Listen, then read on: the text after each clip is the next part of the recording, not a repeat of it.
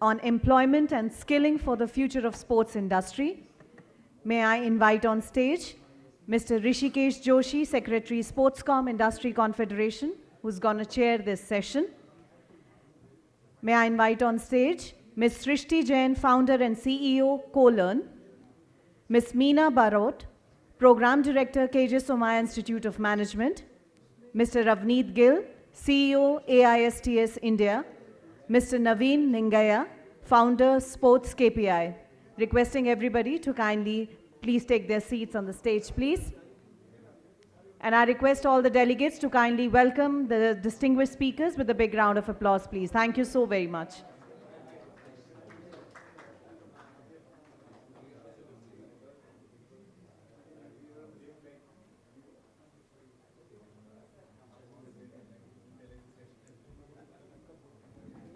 Hello, please welcome everybody. Meena ji, Srishty, Ravneet, please come.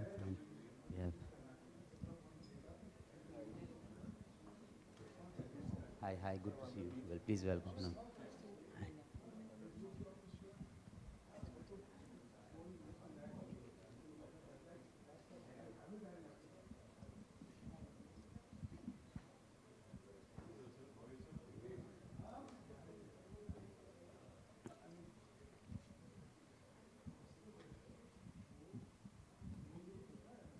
So, good afternoon, everyone. I understand it takes a lot of, patience to sit and listen and, respect the thought leadership that comes out of stages. It sometimes is very funny, that we are a part of the industry and the industry is only talking to each other on stage. But I think that, all of it is important. I kind of request the room to settle down a little so that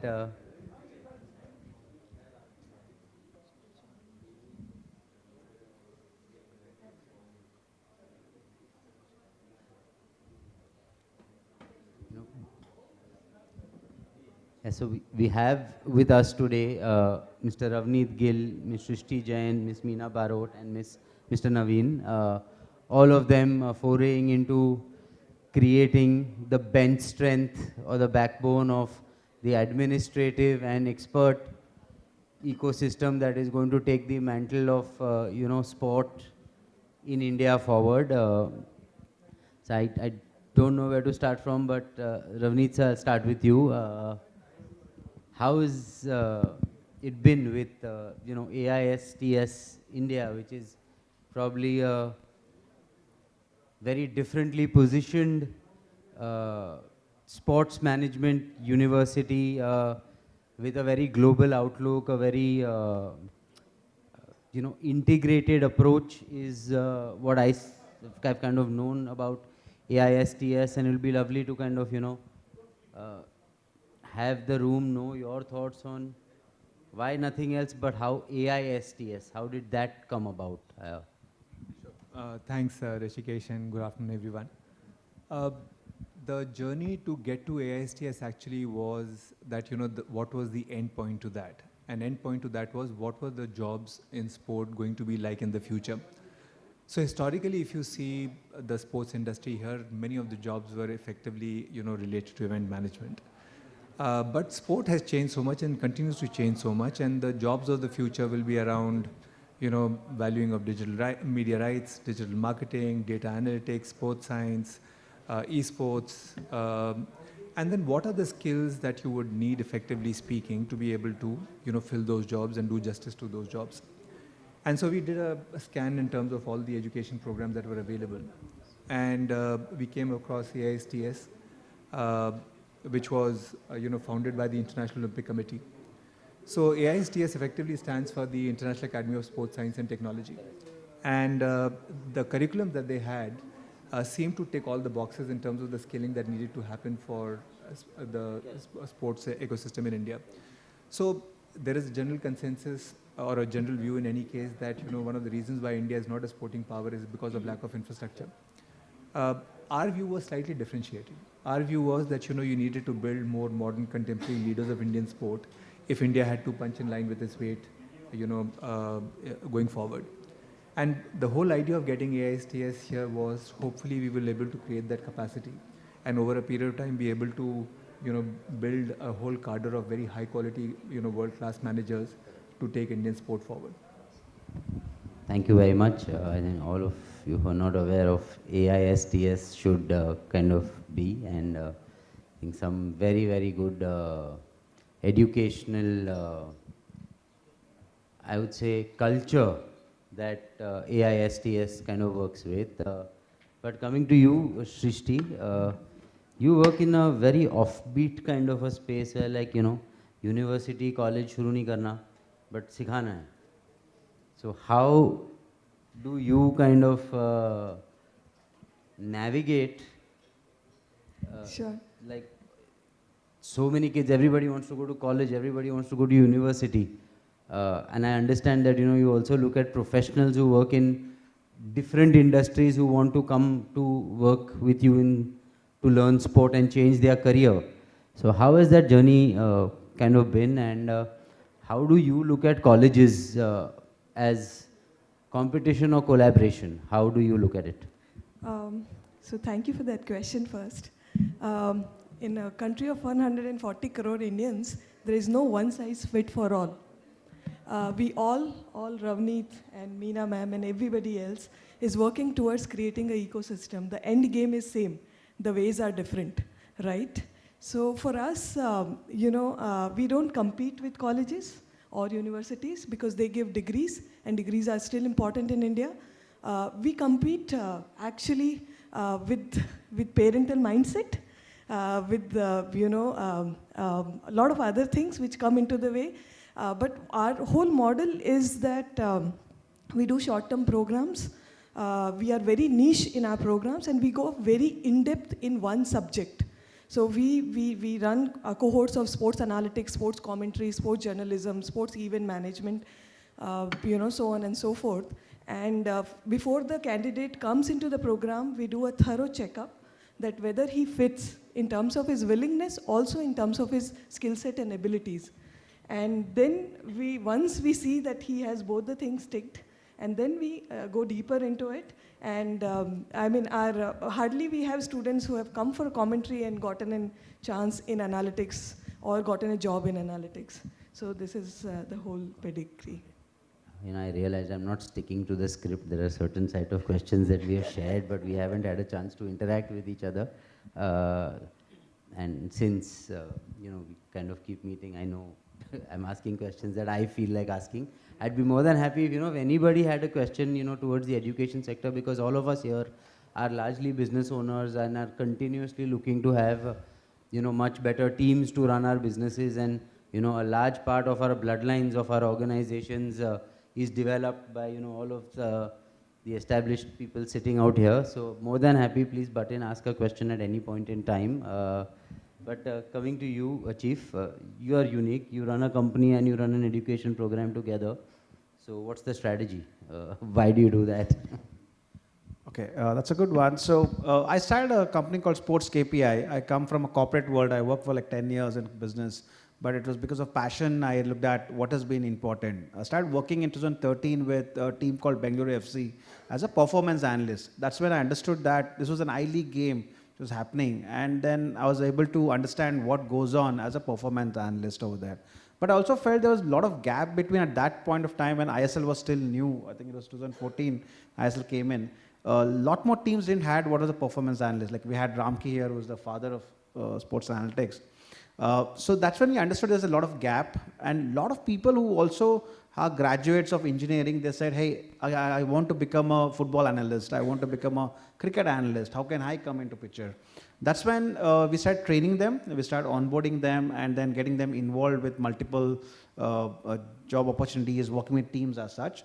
Later on, COVID was a very tough time for everyone, I think most of us. So that's when people wanted to become like, hey, how do I would like to do my degree and courses, but still I want to become a performance analyst. I want to work in football or in kabaddi or in this thing. So that's when we started creating, because we had that on-ground experience of working with coaches, business owners, the managers as well. So how can we give them the on-ground experience as well and give them the theoretical knowledge? That's when we started upon doing that. And now that we are doing we are bringing a lot of games live. We do a lot of live streaming of sports matches at a youth level. Now we look at a lot more people from a commentary, sports production, media, and so on and so forth. So that's when it becomes an understanding that how can we give a direct on-ground experience, what we have gained, and then how can we groom them so that they can become a better professionals in the sports industry. Thank you. Meena ji, coming to you, I have a little offbeat again question which has just come to my mind. But say as sports, right? I mean, it's a state subject. So is education. It's a state subject. But what is, and say sports organized, say be it leagues, federations, businesses, etc. They have a lot of give and take that they have to work with. You know, especially in sports like non-cricket, you have to have a relationship with the governments, federations, etc. From an education point of view, what kind of dependencies do you see from the government side of things, the education ministry, sports ministry? How do you straddle between both? So good afternoon, everyone. And you know, I come from a very conventional education system. We are a management institute. We've been running MBA programs for many, many decades. It's recently our institute launched MBA Sports Management program, and I joined in a year or so back. And I'm still new to the sports ecosystem here. Now, what happens is in this last 1 or 2 odd years that I've been associated with KJ Somaiya, we realized that MBA Sports Management program cannot be run like a conventional, MBA program. It's very different. And over the period, we realized that the industry connect is very, very important.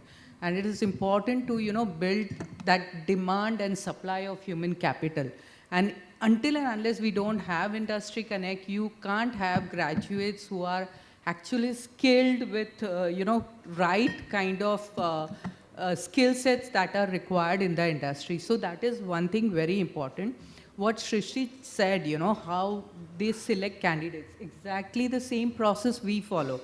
We do not go by conventional way of GD, PI and selecting candidates. For us, sports management candidates are selected based on profile, series of interviews and all to see their intention. Now, coming to your question about, how industry can, what we have observed is there is a big gap. Still, there is a lot of work done. Industry is coming to educational institutes, but in spite of that, a lot of work has to be done. And the big gap first lies in the feedback. We really need to get that industry feedback in terms of what exactly skill set. I'm coming from a purely educational institute. I understand my co-panelists have been in the industry and, they have been, so they are okay. But for us, we have realized that. We have realized faculty experience. The program run by regular faculty. So I, talk to the institute that this cannot happen. We are bringing in industry people. We have certain courses run by industry, like for example, retail management run by Decathlon itself. So these are the things, but having said that, just now, we had our Honorable Mr. Sudhanshu ji, he was also talking about Kho coming in. We need more of government support here, meaning not just the private industry, but how the governance works. How they can give us this opportunity, involve our students in terms of internships, give us some problem statements, live projects where our students can work and solve.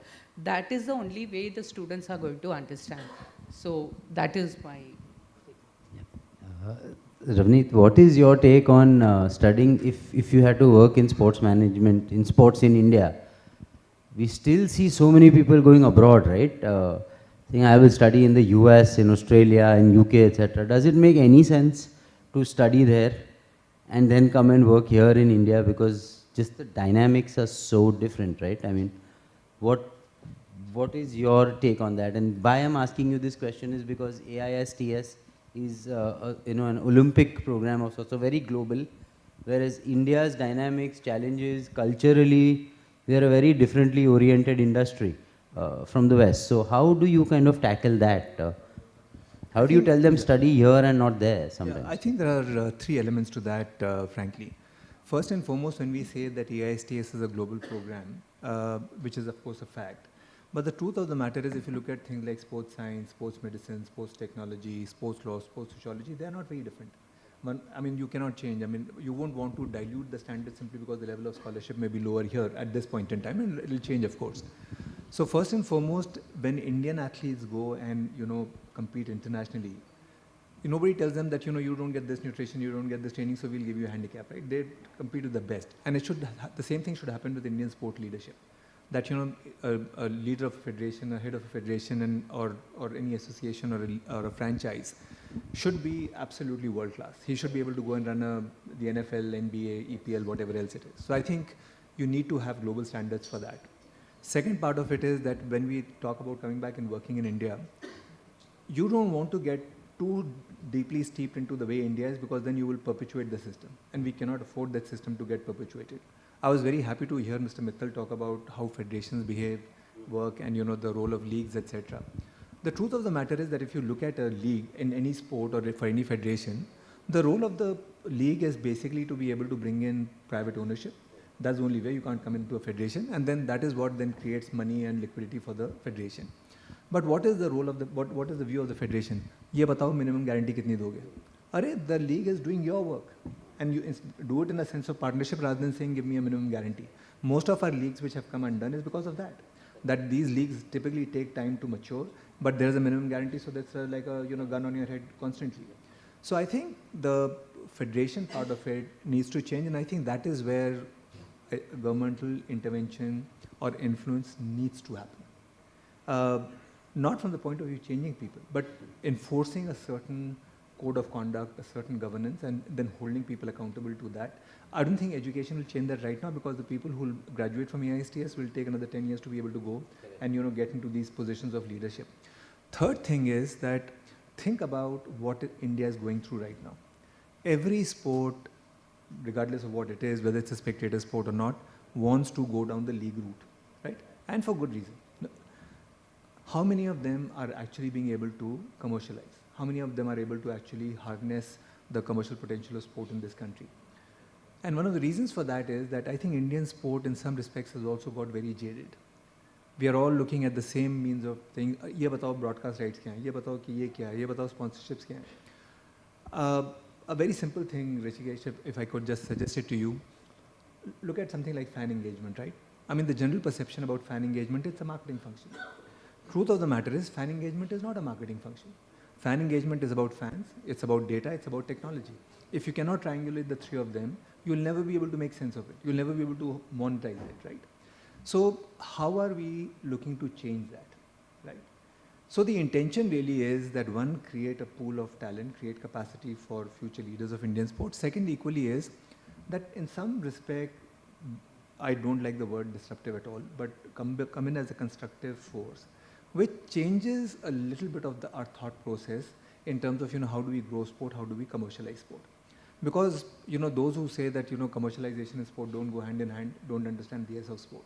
The only way you can grow a sport, grow athletes, and, build a better ecosystem, give better fan experiences through commercialization. So I would say that think about it as an industry. So if you want to become an accountant, you need to be a CA. If you want to be a doctor, you need to do medicine, right? So why do you feel that only passion will take you forward in sport?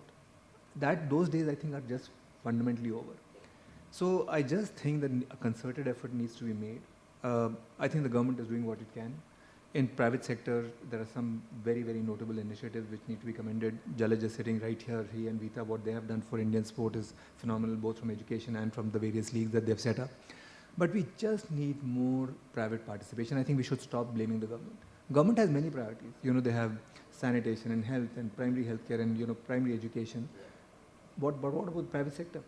I just think if the private sector got in, I think you'd also have better operating practices, better governance, and much needed money, which is needed right now for more people to play. So when we look at sports for all, to say that India gets 6 medals with 140 crore people is not true, right?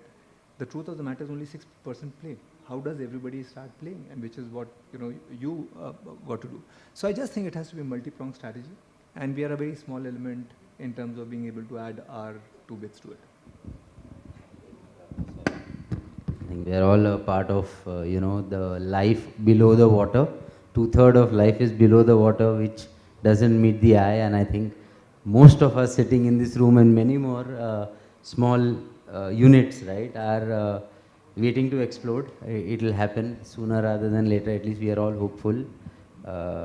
But yeah, thank you so much for that perspective. And I'm completely with you that, government is doing its bit. We have to kind of also do our bit. And coming to education, right? I mean,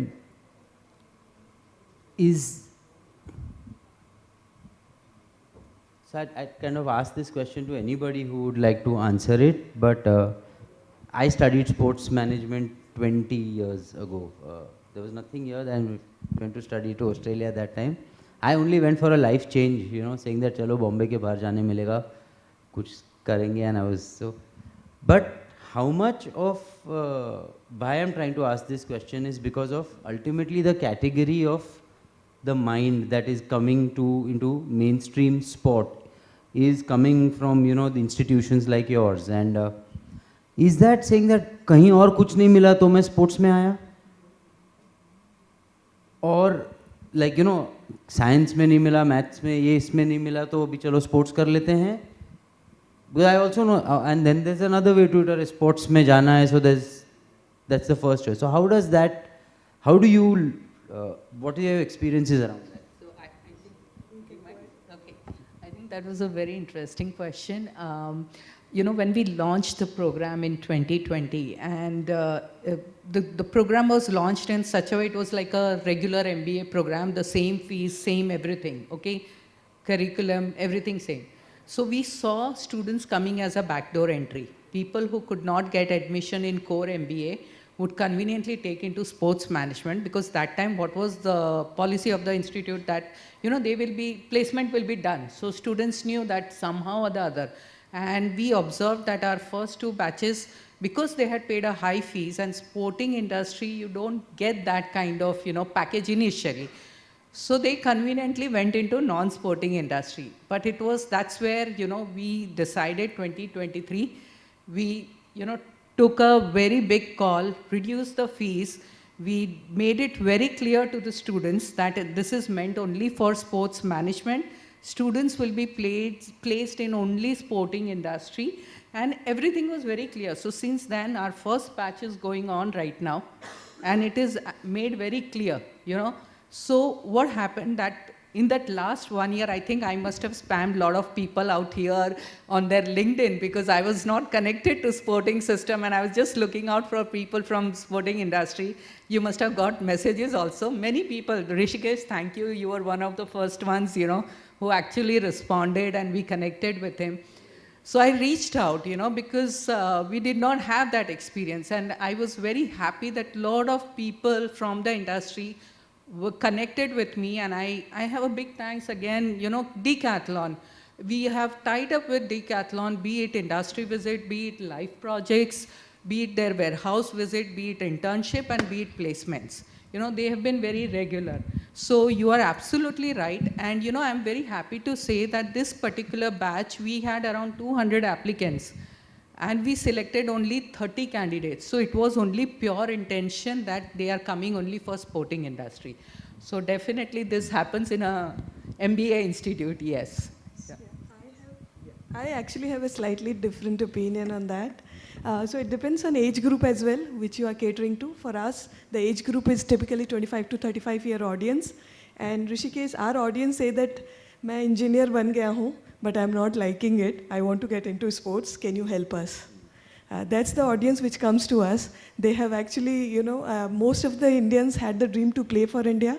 Some of them actually played till the Ranji levels, or the under 14 or the under 18, or then injury happened, or parents did not support, or the money issues were there. So they got into the traditional systems of doctor, engineer, and accountant. And today, then they came to us and says that, "Ma'am, I'm already in this system, and I don't like coding. I don't like my job that much. Can you help me get into sports?" Jalaj bhai, with your permission, actually, we'll get two kids from each of these colleges to work for Sportscom as well.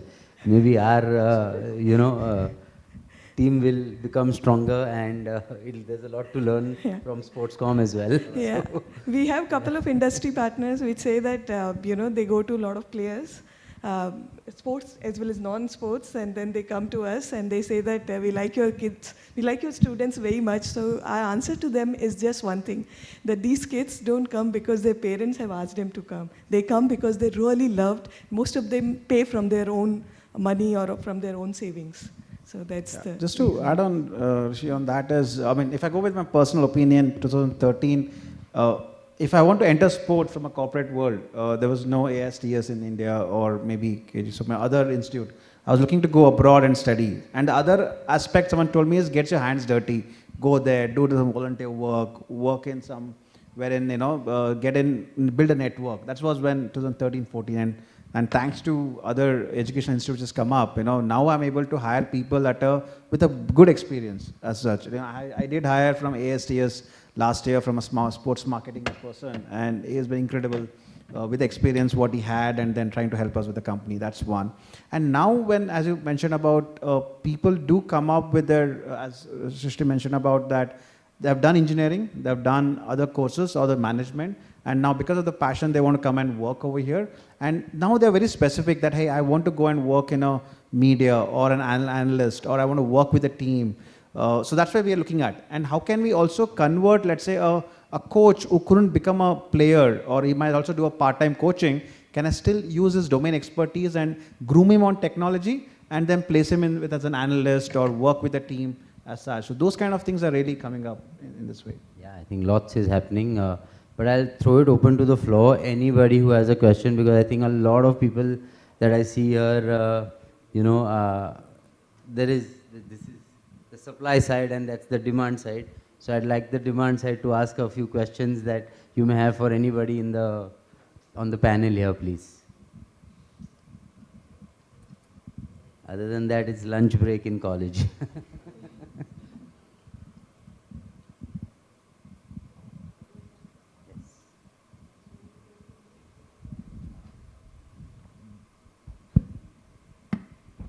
Hi, good afternoon, everybody. I'm Akbar from PwC.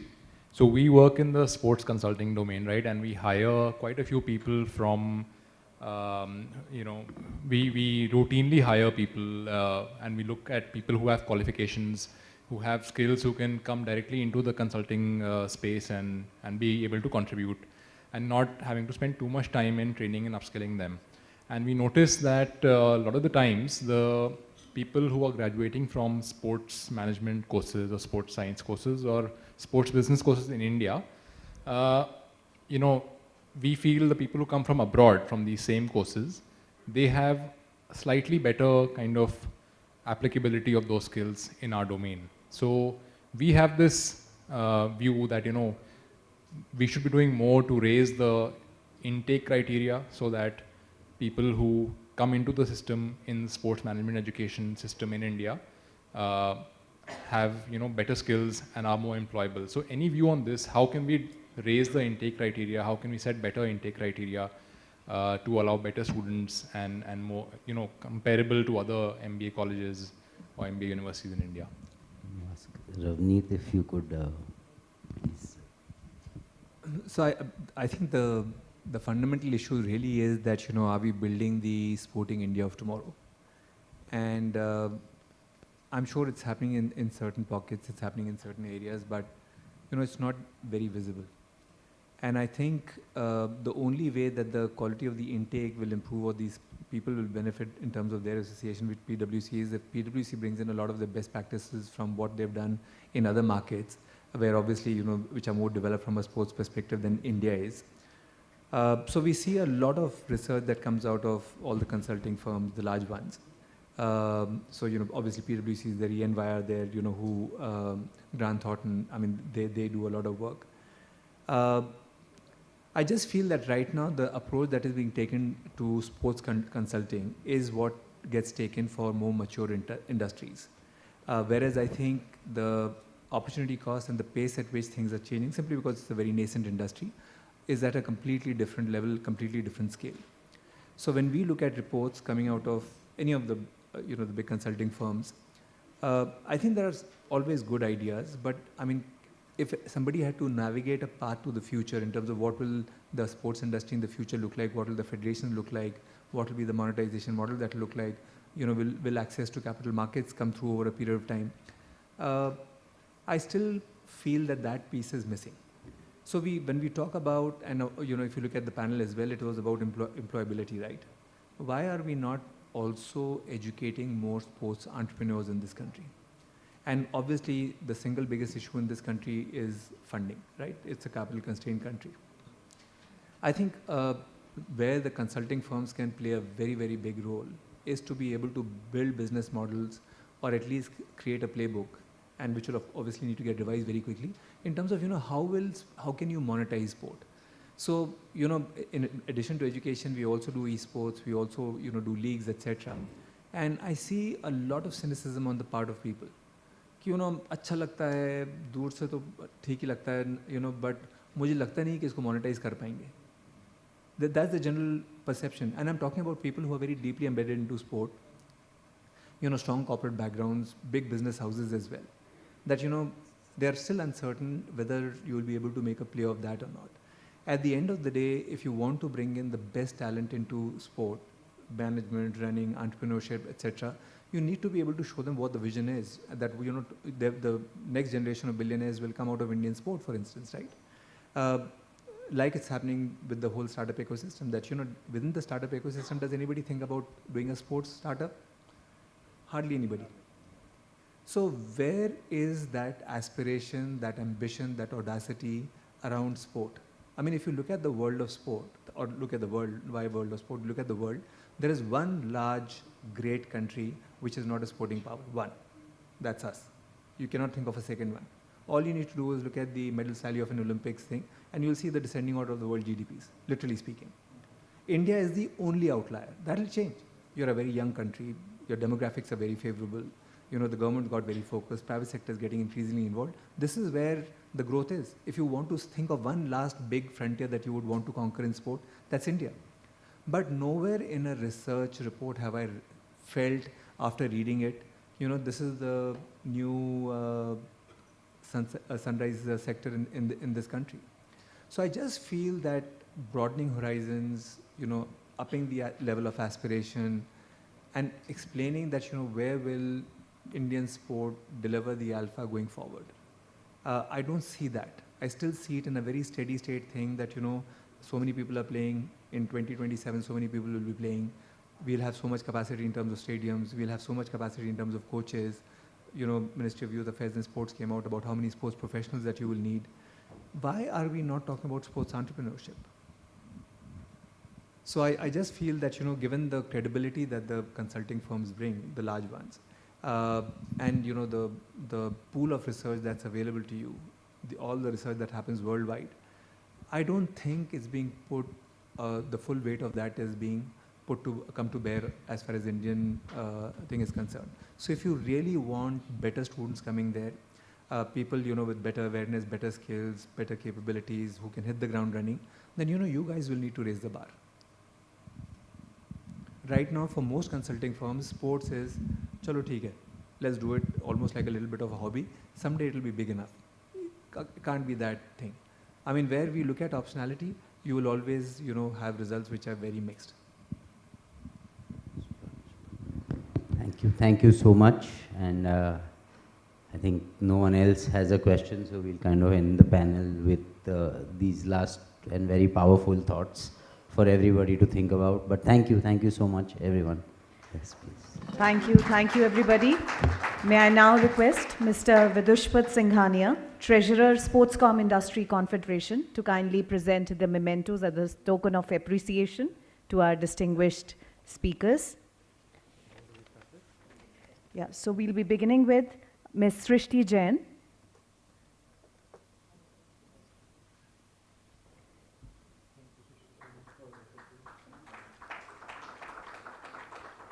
Ms. Meena Barot, Program Director, KJ Somaiya Institute of Management.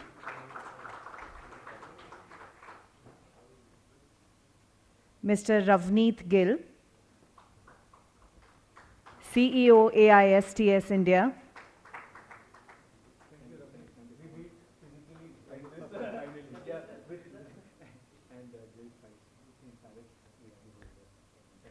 Mr. Naveen Ningaiah, founder, SportsKPI.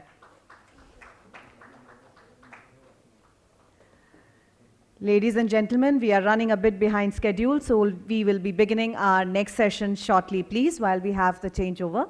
I request all the speakers for the photograph, please.